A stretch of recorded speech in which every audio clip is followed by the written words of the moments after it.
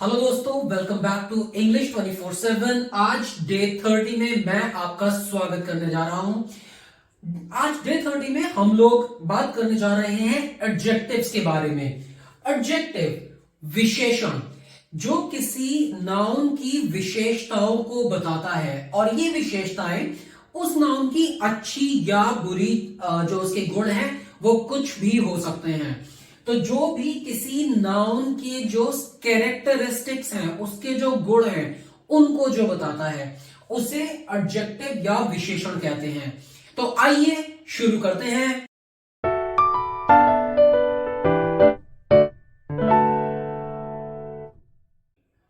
और जैसे कि मैंने आपको बताया कि एडजेक्टिव्स किसी नाउन के विशेषताओं को बताते हैं, ये किसी नाउन के गुण को बताते हैं। मैं आपको एग्जाम्पल्स के साथ समझाता हूं।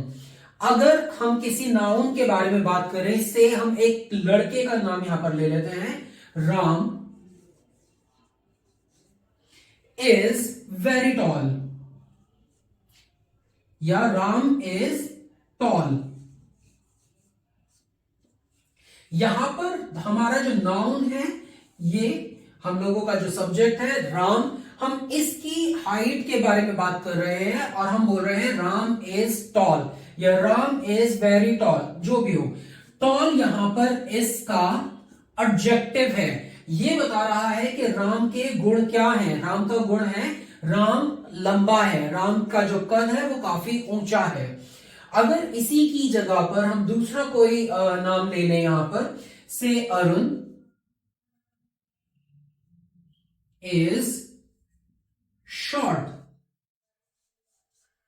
अरुण छोटा है, अरुण का जो कद है वो छोटा है। ये दोनों इन दोनों के एडजेक्टिव्स हैं। ये दोनों इन दोनों के गुणों के बारे में बता रहे हैं। और जरूरी नहीं है कि ये उनके फिजिकल गुणों के बारे में ही हो, यह उनके अपीयरेंस के बारे में ही हो कि वे कैसे दिखते हैं। ये उनके बिहेवियर, उनके नॉलेज, किसी भी चीज के बारे में हो सकता है। से अगर हम किसी के बारे में बात करें, यहां पर हम एक और नाम ले लेते हैं, विपुल इज स्मार्ट या इंटेलिजेंट। ये अगेन ये इसका गुण है, ये इसका एडजेक्टिव है। ये विपुल की क्वालिटीज के बारे में बता रहा है कि विपुल क्या है। विपुल स्मार्ट है, Vipul is a smart student, और Vipul is a obedient student. विपुल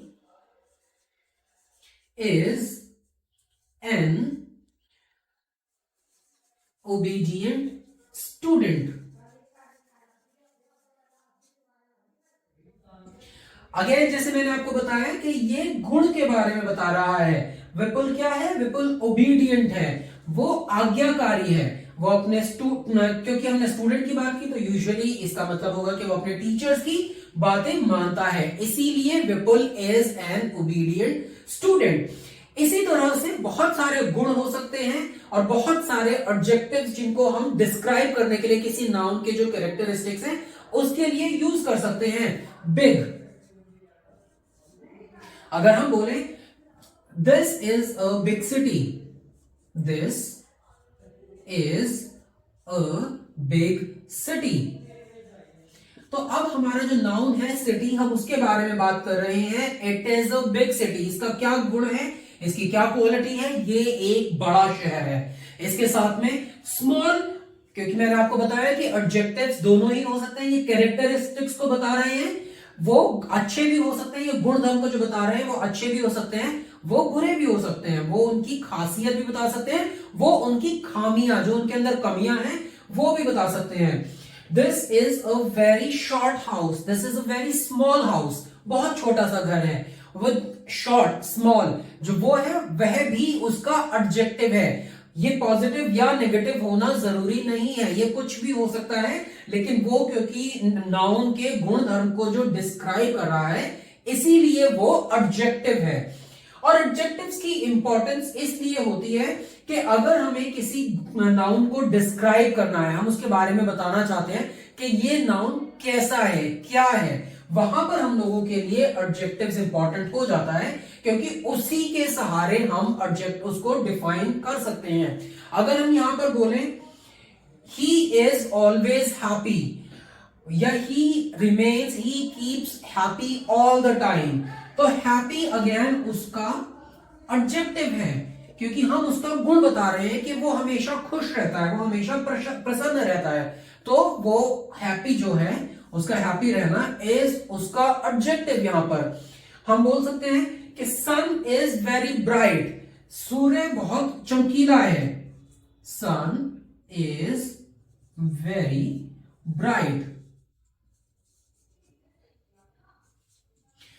सूर्य बहुत चमकीला है। अगेन ये इसका गुण है, तो ब्राइट यहां पर एडजेक्टिव है। ब्राइट को हम एक तरह से और यूज कर सकते हैं, जैसे he is a very bright student. वह एक बहुत ब्राइट स्टूडेंट है।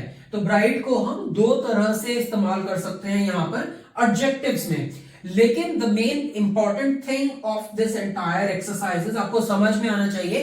पहले तो आपको यह समझ में आना चाहिए कि आप एक एडजेक्टिव को एक सेंटेंस में पहचान पाए कि अगर ये एक सेंटेंस है, इस सेंटेंस में क्या एडजेक्टिव है।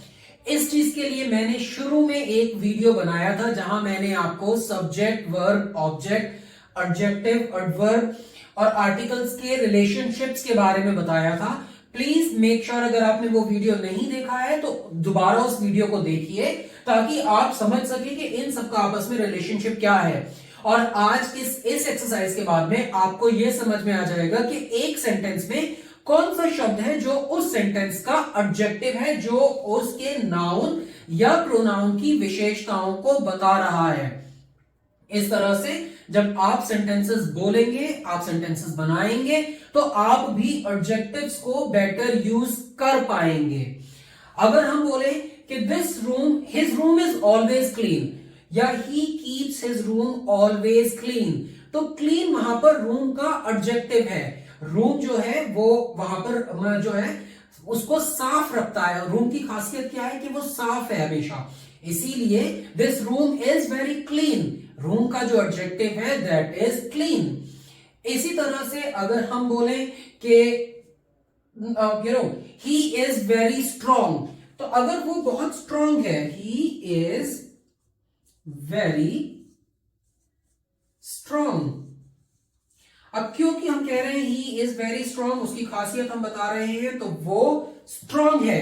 इस सेंटेंस में हम लोगों का जो एडजेक्टिव है वो स्ट्रॉन्ग है। मैं एडजेक्टिव्स के बारे में मैंने कुछ शॉर्ट्स बनाए हैं, मैं और भी शॉर्ट्स बनाऊंगा। मेक श्योर आप उनको बहुत ध्यान से सुने।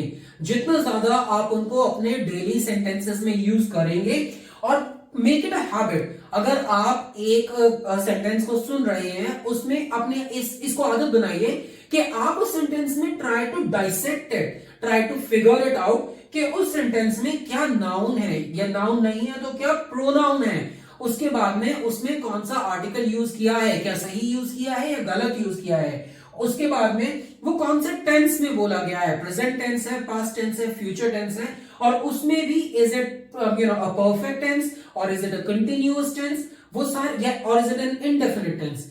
उन चीजों को समझने की कोशिश करें। उसके बाद में ये समझिए कि उसमें क्या एडजेक्टिव यूज किया गया है नाउन या प्रोनाउन के लिए। जितना ज्यादा आप इन चीजों को समझने की कोशिश करेंगे, जितना ज्यादा ये चीज आपको समझ में आने लगेगी, उतना ही ज्यादा आपके लिए आसान हो जाएगा इंग्लिश को बोल पाना, क्योंकि बोलने से पहले आपको समझना जरूरी है। So stay tuned with English 24/7 and we will be back with another amazing video.